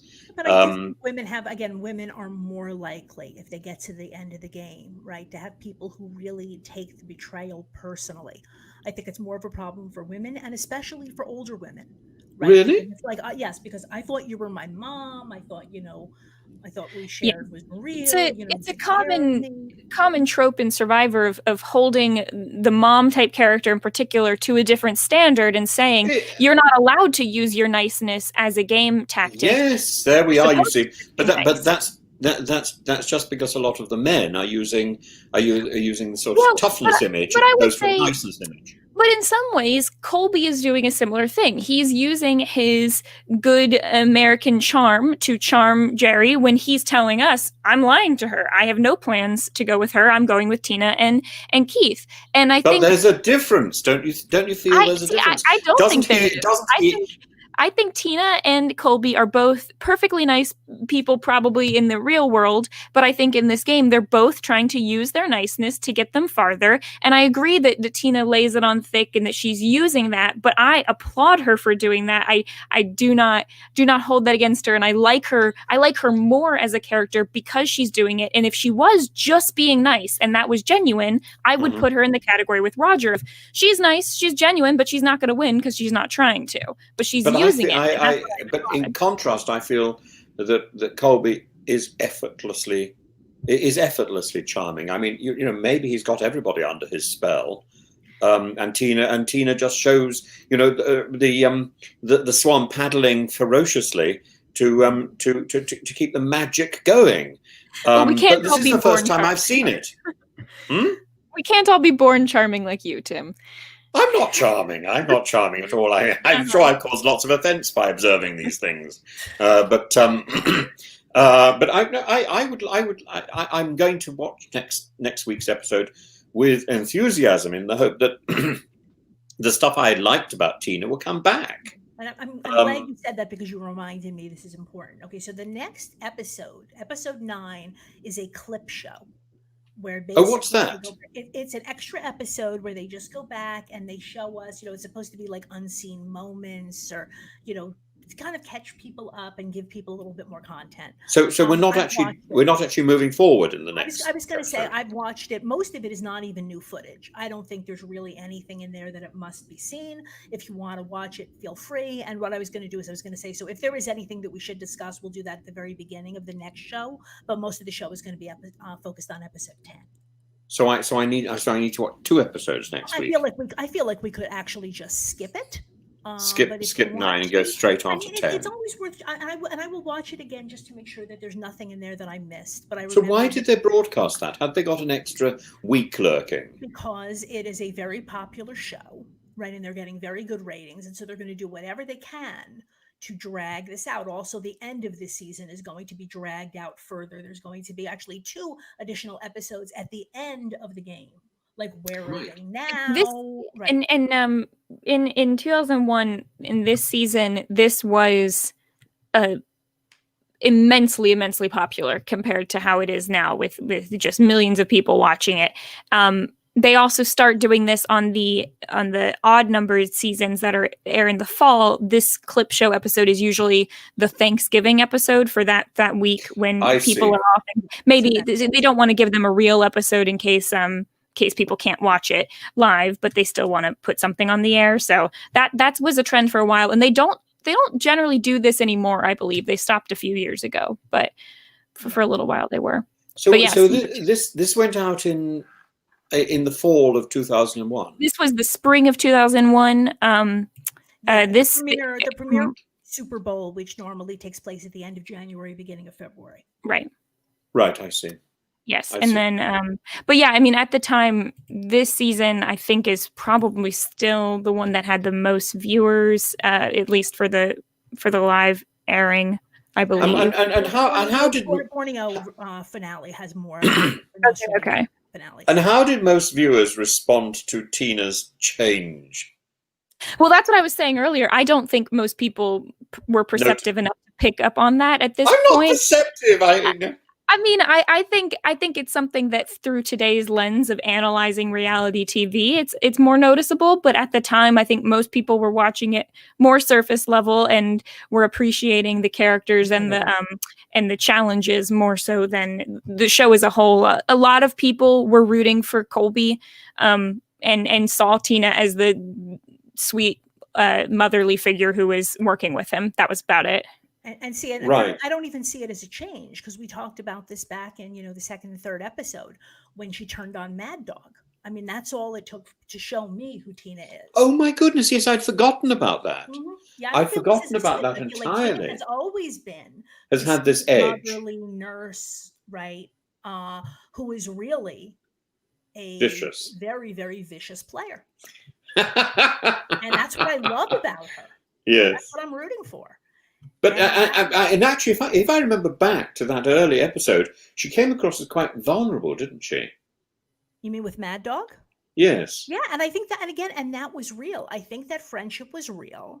And now she's taken on. Wants to win $1 million, and she doesn't Yeah. see a contradiction between those two things. But actually, the thing that I haven't really drawn attention to is a change in her her character, in the confidence that she's got from that Marilyn episode to now. She's a much more confident player. Interesting. I think so. I think she recognizes the good position she's in, and she knows that she's got the bigger tribe. She's set up to do the pagonging within the bigger tribe of 5. She's in a group of 3, so she has that benefit, and she has people like Roger and Elizabeth who like her more than Jerry or Keith or whoever. So I think she knows that she's in a good position and doesn't need to change much, and that by continuing to be nice but not promising them anything is helping her. Modern day, sometimes that hurts you by giving hope and then not acting upon it. But so she could in fact win. So I may be pinning my colors to the wrong person. I agree with you that at this point, I think just based on screen time, Colby and Tina do have a lot of that. I think at this time in the original viewing of the show, there was also a very large contingent of the audience rooting for Elizabeth and Roger. Really? Just because they liked them as characters. Yes, but they don't have underdogs. And especially also with the thing after with Scoopin', and they did call back that at the very beginning of this episode, they're reminding us again when they're all sitting around the fire, right? They're thinking about what happened to Mike, and and when they took him away, they're all saying we've got to win this for Mike. Yeah, but it's not going to happen. The only person who could have won it from that team was Jeff, and they got rid of him last week. So I just don't think Roger has. Roger is not a winner. It's terribly sad, and Elizabeth is sort of. Is that because he is not he is not going to be that ruthless? Is that why you think he can't? No, I don't. I think it would be possible to win Survivor without being ruthless. You might have to be devious, but you don't have to be ruthless. I really do think it would be possible to win these things without being ruthless. Yeah, there would come a point where. You'd have to say goodbye to a few friends, but one would hope that would be the case. One would hope they would be friends. There are certainly several winners who I think are not ruthless. So I do think that tracks. But why else do you think you're just saying he's not a winner? What is it? Is it the edit? Is it you just think that he's going to take picked off at some point? Yeah, I think he's ripe for the picking. Unfortunately, he's a memorable character, and he comes across as very, very good television. Yeah. But he's not at the top of the game at all. He's a hanger-on, and at the point when he's no longer needed, he will be dumped.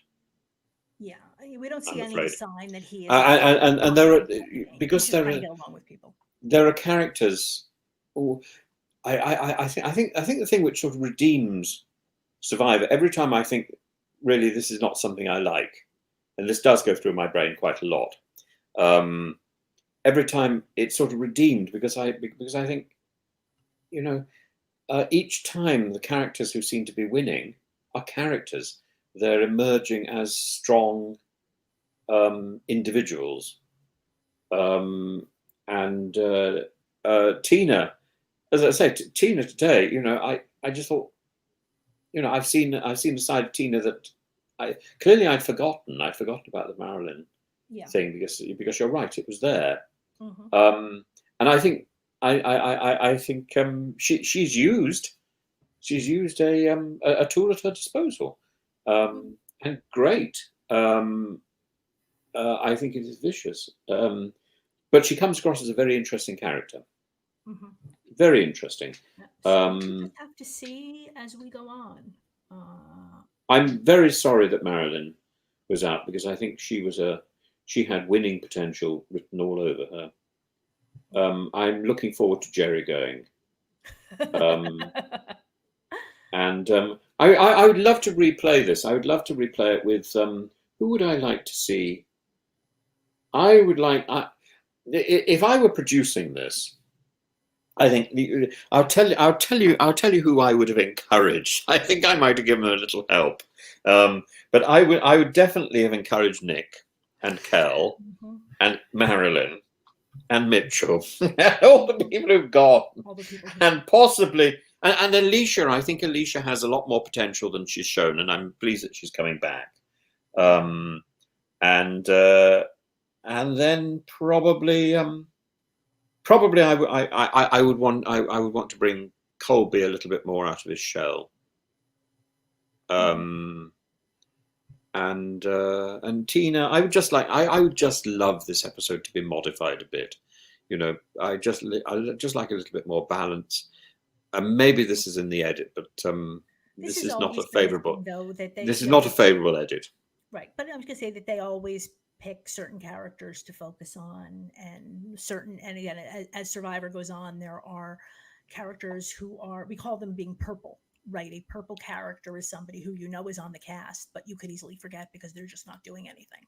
They make a decision in the editing process in terms of who they're going to put. But again, I don't think that they leave, you know, great things on the cutting room floor. I think that they give us the best footage they have, and some people tend to give. And these people are not actually giving, and so sometimes it takes somebody to come back again when they know what the ropes are.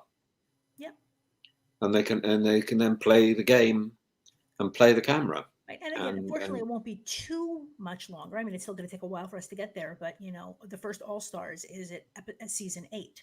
So then you get to see a whole bunch of people who have all played before, and we really will see how their games will change and not change, and how you do have to change your game because people are, you know, they've seen it, right? So who are you going to transform into? That is always fun. Yes. But in the meantime, we have to get through the rest of Australian Outback, and I don't want to make it as seem that, oh, this is just going to be a pagonging and nothing is going to happen for the next 5 episodes. It's not that. But so you're going to tell me Roger, in fact, is the winner, aren't you?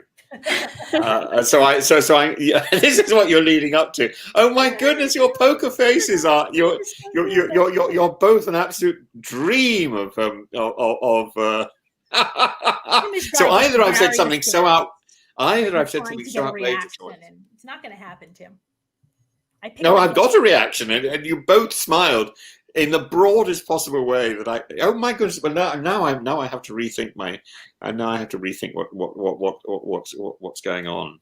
Well, this is my favorite thing is watching something with someone for the first time and getting their takes as we go through it. So, and that's something I do on my podcast a lot as well, is getting people to watch one episode of something out of context and seeing if they can predict what happened in the past and what will happen in the future. Well, look, Mary, you must get me on and give me me some homework, and I will watch something completely obscure. Yes. And wonderful. At the moment, my partner and I are vaguely watching a thing called Pose, which is fascinating. Pose. Have you seen this? I have heard of it, but I haven't. It's simply delightful, beautifully written, beautifully acted, and I just drop in and out of it because I'm busy working on my sort of boring animation, but yes, so I never really stop. I only ever stop to talk to you, really. I think, and that's it. So Tim, where can people find you on social media if they want to keep up with all your animation and the Bay saga and everything? On social media, I'm Instagram is Professor_Tim_Wilson, and in fact I put up a number of posts today, I think all of them about Bay, and then on Twitter I'm Prof_Tim_Wilson.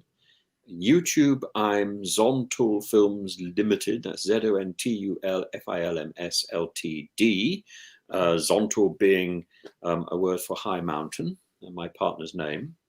And then do I have anything? Oh yes, I've got a blog which is Animate-Tim, and I put up little things there, but I haven't done a great deal recently on the blog, so I have to do a little bit more.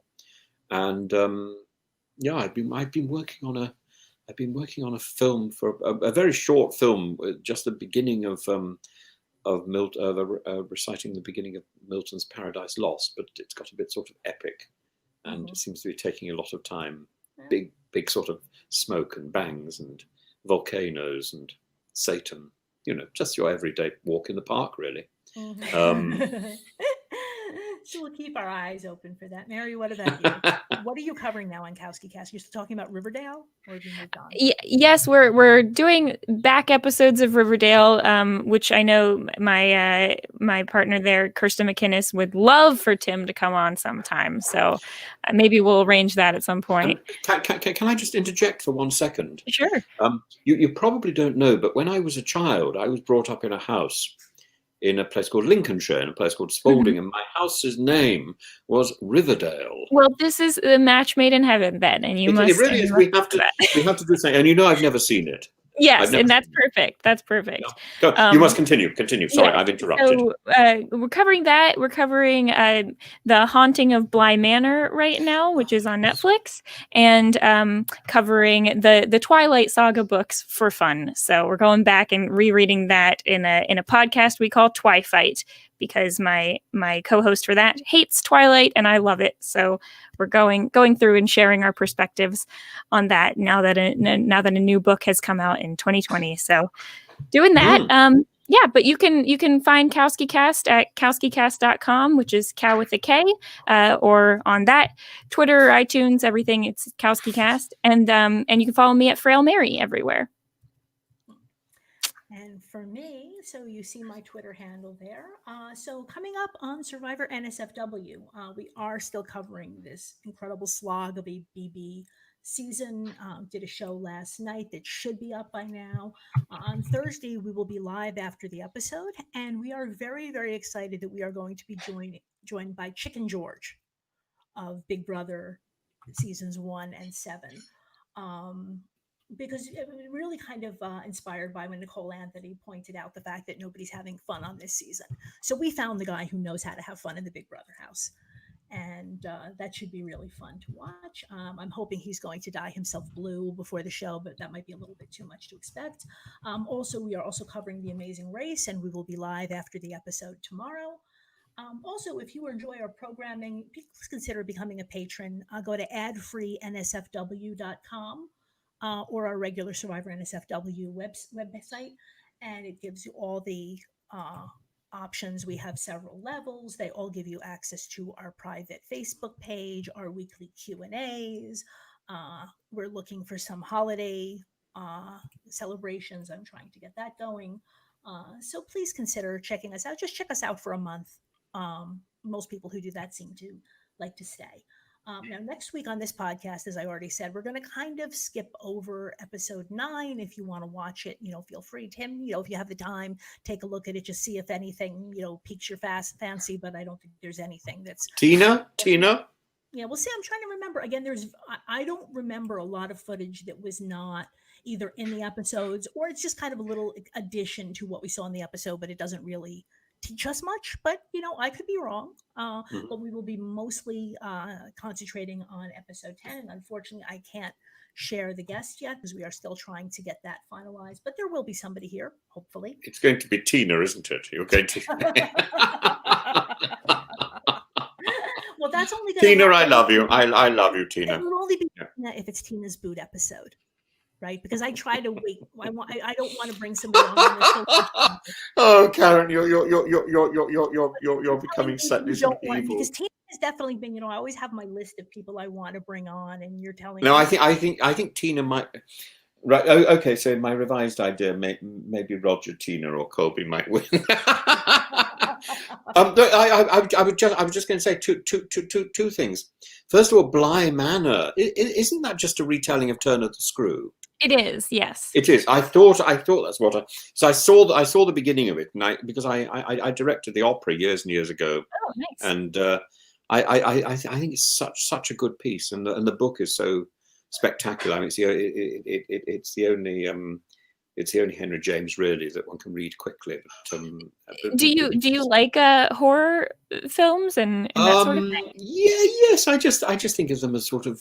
Yes, I was a great fan of Hammer horror, and so the Bright Red Blood. It's the Satanic Rites of Dracula. I think is a great movie. and Dracula AD 72 was one of my favorites. And there's also a wonderful one where Frankenstein Created Woman, I think, where Frankenstein, Peter Cushing, is pulled out of an icebox and he's defrosted, and he sits up, pulls out his pocket watch and says, "I have been dead for fully 5 minutes and my soul did not leave my body." And I thought that's a wonderful way of starting a film. But the other thing is, I was so pleased, Karen, that you said that my feed didn't cut off in the middle of your sentence, because you said something like, "I'm hoping he's going to dye himself blue," and I thought,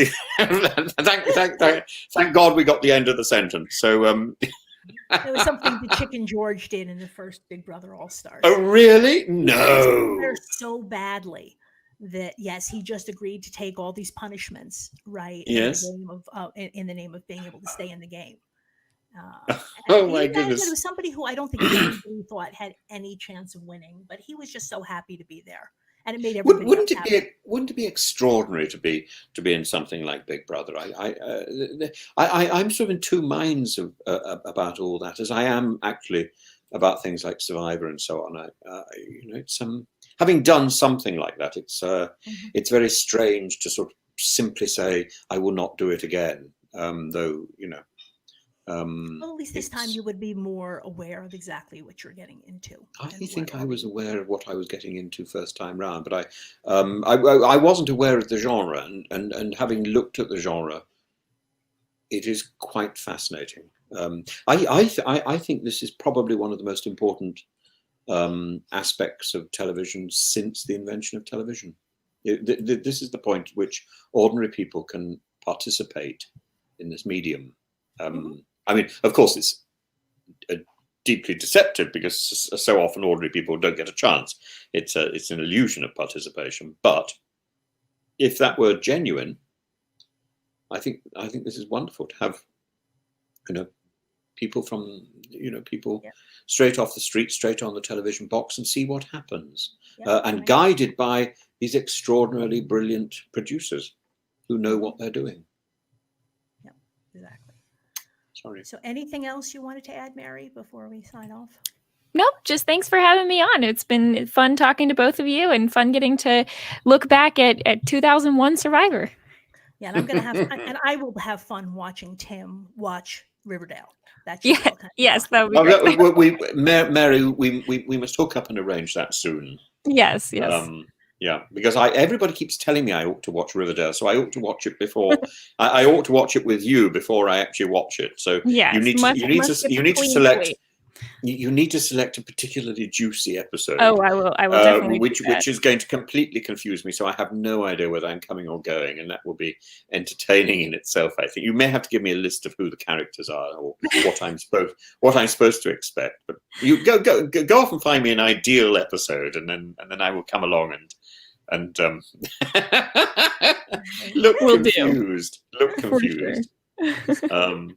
So Mary, Tim, thank you so much for joining me, and hope to see you all next week to discuss again episode 10.